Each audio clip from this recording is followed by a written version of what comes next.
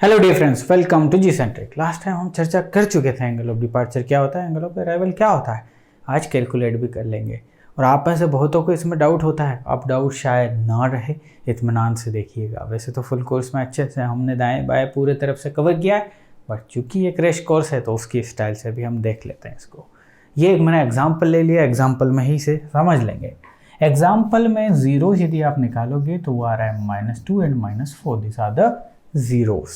आप पोल्स की बात करोगे तो ये एक इक्वेशन है, यदि आप इसे सोल्व करोगे तो आपके पोल्स आएंगे -1 प्लस -j। कॉम्प्लेक्स रूट्स है। सो कॉम्प्लेक्स यदि रूट्स हैं तो इन्हें ड्रॉ करते हैं हम, और ड्रॉ करने के बाद आगे की कहानी को समझेंगे। यदि आप -1 प्लस -j को करते हैं, so this are the roots, complex roots हैं और पोल्स हैं। आप बात करेंगे जीरो की, सो एक है -2 पे, एक है -4 पे। This is -4 and -2। Okay, everything is fine. मैंने बोला angle of arrival, angle of departure क्या लास्ट टाइम हम डिस्कशन कर चुके हैं। एंगल ऑफ डिपार्चर भैया, पोल जो है ना, क्या कहानी हम पढ़ते हैं भाई कि पोल जाता है किसके पास, जीरो के पास।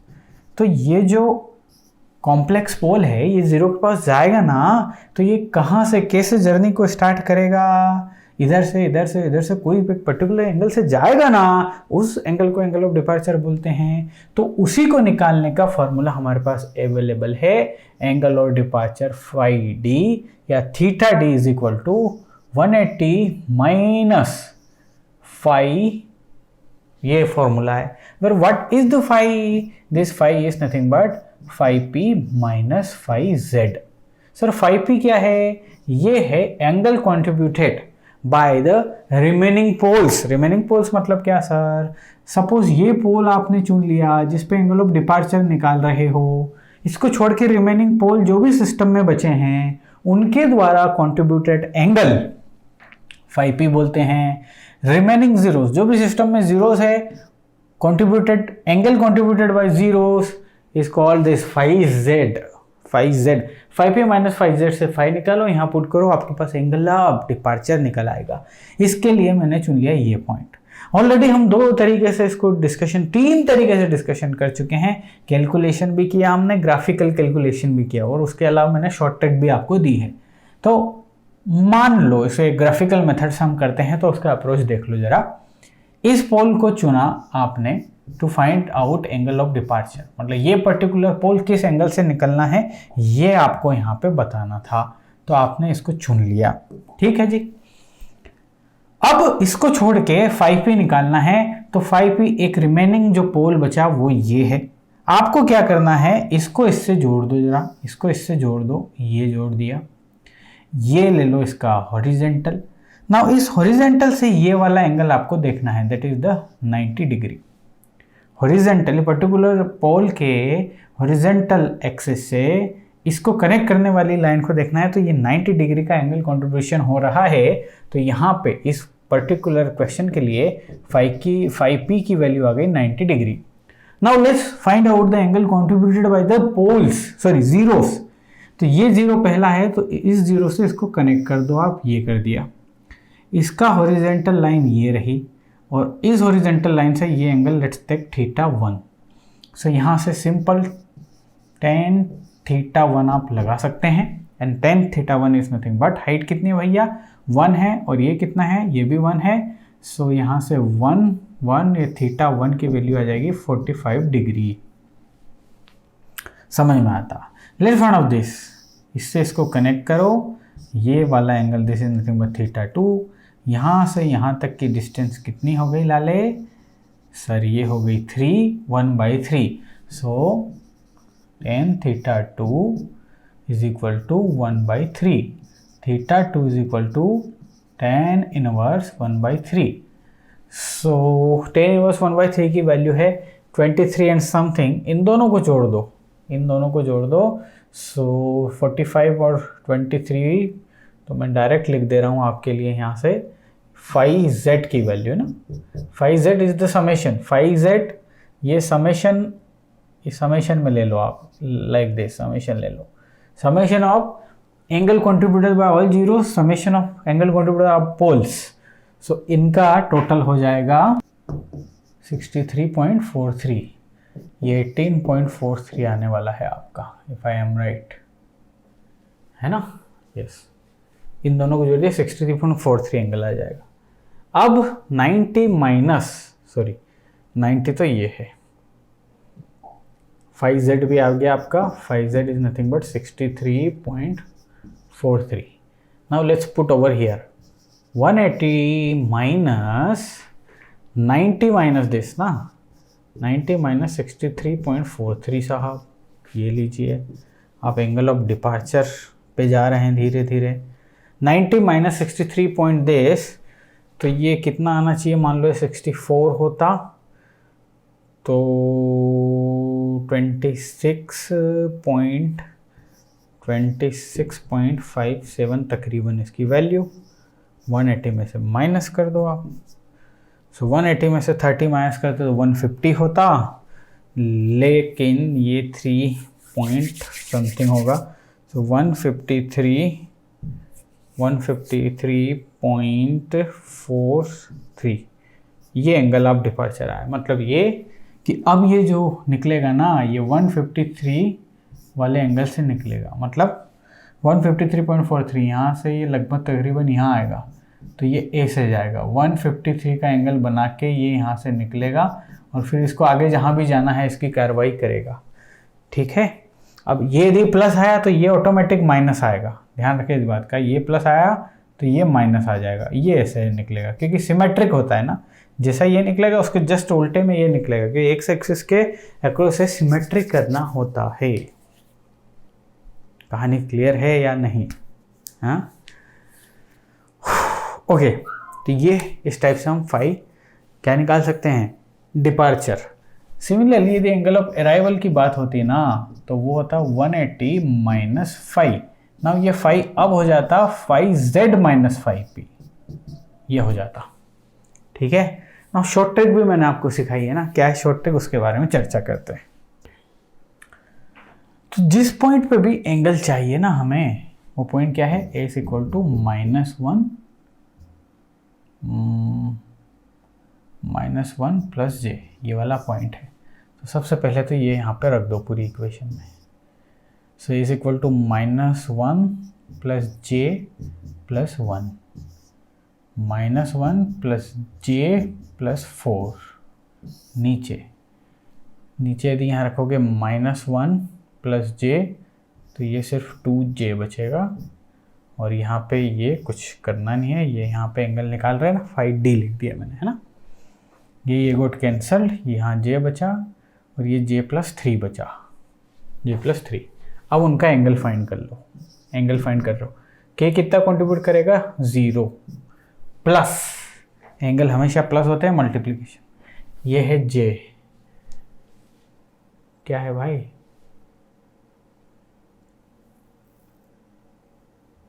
आपने रखा -1 plus j, minus minus good cancelled, ये वाला आपको 90 डिग्री प्रोवाइड करेगा।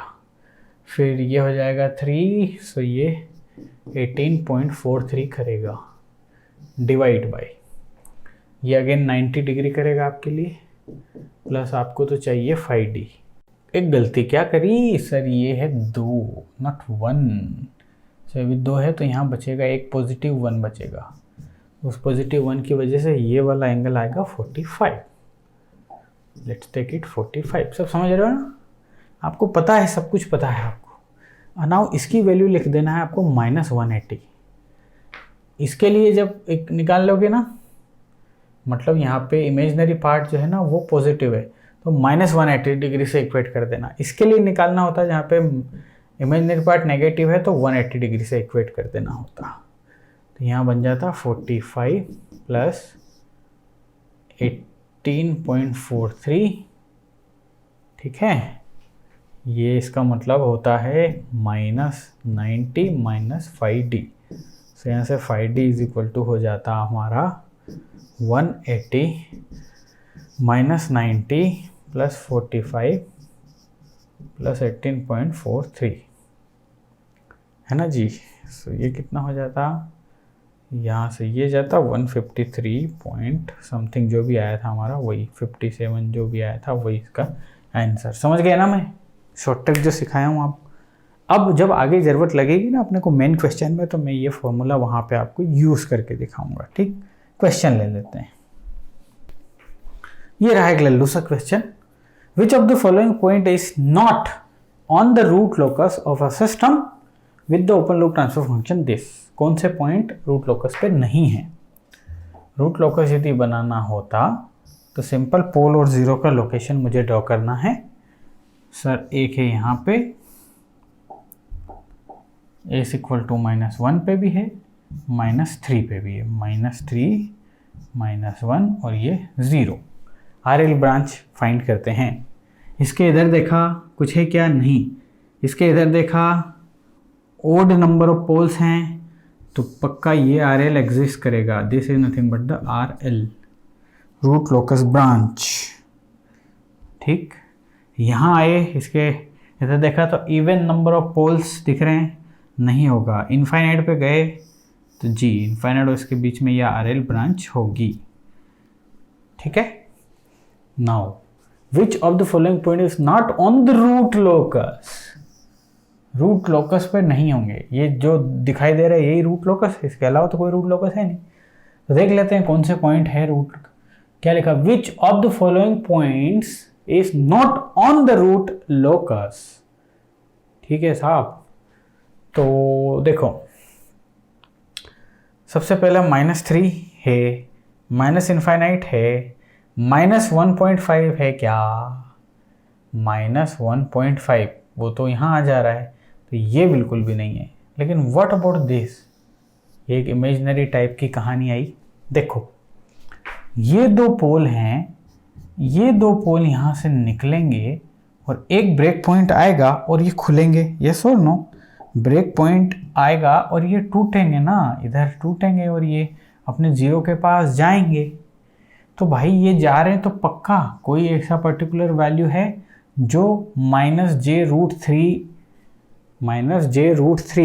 भी ऐसी वैल्यू है जो इस पे होने वाली। लेकिन यार सर कुछ समझ में नहीं आया, कैसे पता चलेगा? दूसरा तरीका भी है, देखो -1.5 आप तुरंत कर दिए कि सर ये तो नहीं है, लेकिन ये पॉइंट है या नहीं है ये मान लो चेक करना होता तो सिंपल सा मैग्नीट्यूड रूल जो है, इसका मैग्नीट्यूड शुड बी 1 हमने रूल देखा था, या फिर एंगल देखा था, एंगल 180 डिग्री या उसका मल्टीप्लिकेशन होना चाहिए। जो भी पॉइंट आप देख रहे हैं रूट लोकस पे है नहीं, उसका एंगल जो है ना वो -180 डिग्री होना चाहिए। इसका यदि एंगल निकालते हैं तो क्या आ गया? ऊपर से आएगा 0 माइनस tan इनवर्स ऑफ, इसकी जगह आप यहाँ पे j√3 रख लीजिए, j√3 + 1 माइनस j√3 + 3। ठीक, तो ये कंट्रीब्यूट करेगा 90 degree. This is nothing but 90 degree minus ये करेगा tan इनवर्स 1/√3 और दूसरा करेगा माइनस tan इनवर्स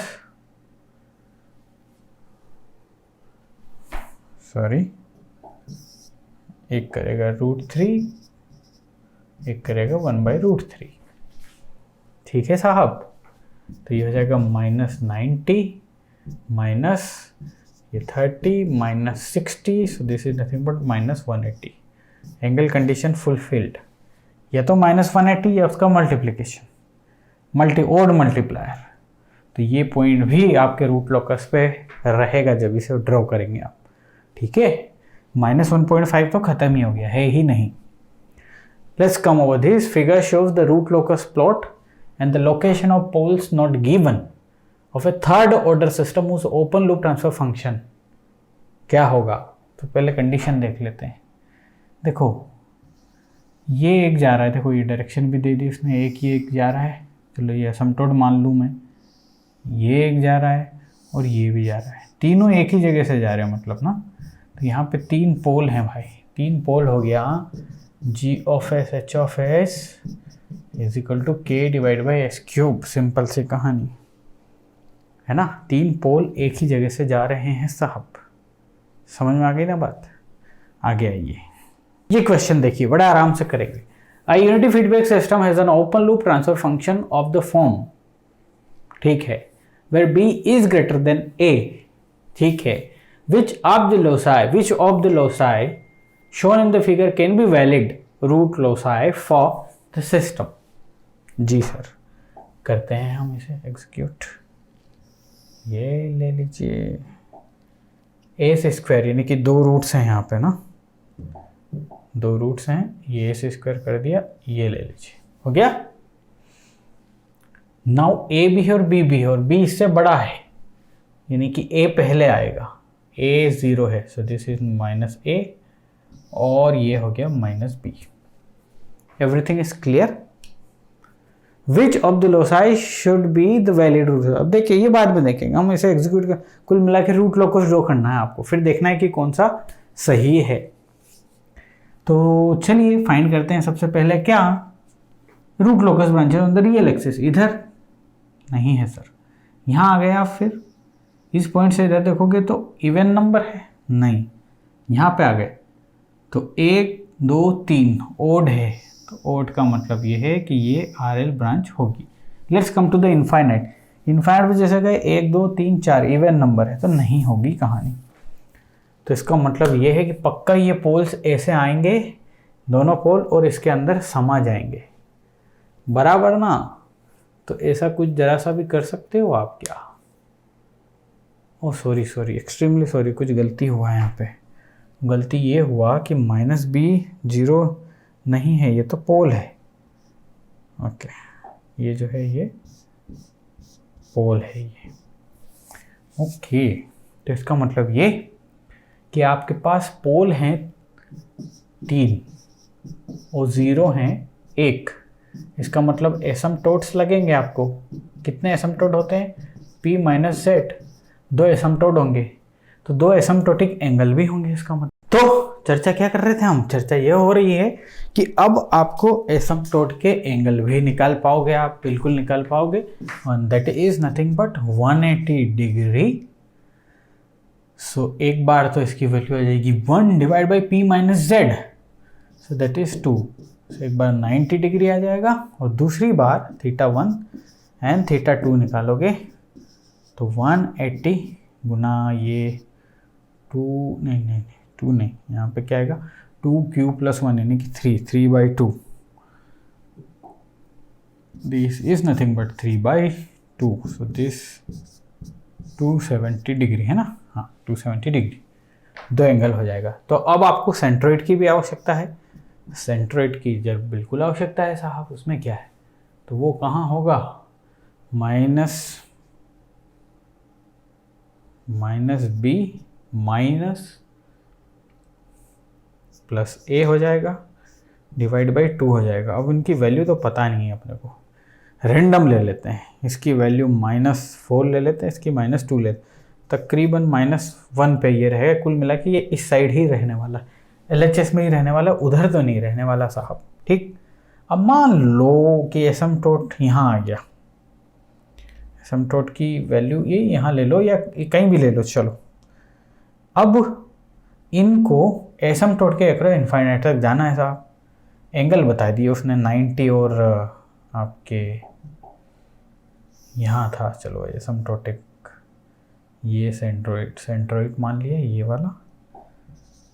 तो अब इनको जाना है ऐसे, इसको जाना है ऐसे, और ये वाला जो है सीधा यहाँ चल जाएगा, क्योंकि इसको जाना है 0 पे। तो ये रहा 0 पे चला गया, ये चला गया, और ये दोनों निकले यहाँ से, एक ऐसा गया एक ऐसा गया, ये बनेगा साहब। तो किस में है ये? सिर्फ और सिर्फ इसमें है। क्लियर है ना कहानी? अगला question. A closed loop system has the characteristic function, मतलब कैरेक्टरिस्टिक इक्वेशन दे दी उसने इतना, इट्स रूट्स लोकस प्लॉट अंगेज के इस रूट लोकस प्लॉट। तो सबसे पहले आपको g(h) चाहिए, मतलब ना g(h) h यदि आपके पास होगा तो आप समझ पाओगे कहानी को। कैरेक्टरिस्टिक इक्वेशन दी हुई है तो G of S H of S बताना मुश्किल तो नहीं होगा भैया। लीजिए S square minus 4s plus 1, characteristic equation वही बनेगी। तो कुल मिला के ये डिवाइड बाय ये कर दिया मैंने, that is G of S H of S, क्योंकि यही मेरा मतलब इसी के अक्रॉस मुझे कहानी फाइंड करनी पड़ती है। ठीक, चलो तो मैं फाइंड कर देता हूँ और मुझे सिर्फ मिलाना है कि कौन सा है। S square is equal to 4, so S हो जाएगा एस स्क्वायर प्लस माइनस 2 हो जाएगा यहाँ से। ठीक है, एस तो हो जाएगा प्लस माइनस 2, एक हो जाएगा माइनस 1, ये वाला, ये तो पोल्स हो गए। Now what about zeros, so zero से एस इक्वल टू 1 पे। ठीक है, चलो जल्दी जल्दी से बना दो। +2 -2 बना दो सबसे पहले। सो ये हो जाएगा -2, ये हो जाएगा +2, ये हो गए पोल्स। एक -1 पे भी है, सो हियर इट इज -1, और एक 0 है सिर्फ, दैट इज 1 पे। सो ये रहा 0 जो कि है 1 पे। सभी को मैंने ड्रॉ कर दिया। Now let's do the RL branches. इसके इधर देखो कुछ है क्या, नहीं। यहाँ से आओ, इसके इधर ओड नंबर ऑफ पोल्स हैं, तो ये RL ब्रांच रहने वाली है आपकी। This one is nothing but RL branch. यहाँ आ जाओ, 2 है, नहीं है। यहाँ आ जाओ, 3 है, सो हियर इट इज। सो ये RL ब्रांच है। इनफाइनाइट पे चलते हैं, यहाँ आ गए 1 2 3 4, कुछ भी नहीं, सिर्फ 2 RL ब्रांचेस मिल रही ऑन द रियल एक्सिस। तो कुछ है क्या इसके जैसा भैया? ये भी है, ये भी है, मतलब पूरा और आगे बढ़ना पड़ेगा। अब यहाँ ज़रा ध्यान से देखो, नंबर ऑफ पोल्स जो हैं वो हैं 3, नंबर ऑफ जीरोस जो हैं वो है 1, मतलब एसिम्पटोट्स निकलेंगे, और एसिम्पटोट कितने निकलेंगे? 2। सो एसिम्पटोट के एंगल भी निकलेंगे, वो आएगा 90 और 270। जब 2 हैं तो 90 और 270 रहेगा। अब सेंट्रोइड की ज़रूरत पड़ेगी, फिर तो हमें बिल्कुल सेंट्रोइड की ज़रूरत पड़ेगी। तो सेंट्रोइड भी फाइंड कर लेते हैं। Summation P minus summation Z upon P minus Z। Summation P बताइए, +2 -2 -1 minus this is nothing but 1 divide by 2। ये गया -2/2, दैट इज -1। सो -1 पे है आपका सेंट्रोइड, -1 पे सेंट्रोइड है आपका। ठीक है, ये ले लीजिए। 90 और 270 से ब्रेक होगा, तो चलो बना दो जल्दी से। तो ये वाली कहानी तो हो गई ख़त्म। ये वाला पोल इससे तुरंत मिलेगा यहाँ पे। इन दोनों को कोई दिक्कत नहीं, अलग दुनिया बस हाल है ना। Let's come over here. ये इधर चलेगा, ये इधर चलेगा, और दोनों एक जगह ब्रेक होंगे। और ब्रेक होने के बाद कुछ ऐसा हो जाएगा, सिंपल सा रूट लोकस बन जाएगा, सिमेट्रिकल अबाउट एक्स एक्सिस। तो देखो इसके जैसा कौन है, ये है आगे यहाँ पे, और ये -1 दिस, ये भी सही है, लेकिन ये अलग ब्रांचेस हैं इसमें, ये गलत बात। ये वाला सही है, और ये भी सही, ये वाला करेक्ट है, बाकी कोई भी करेक्ट नहीं। कहानी बड़ी सिंपल है, मिलेंगे अगले लेक्चर में।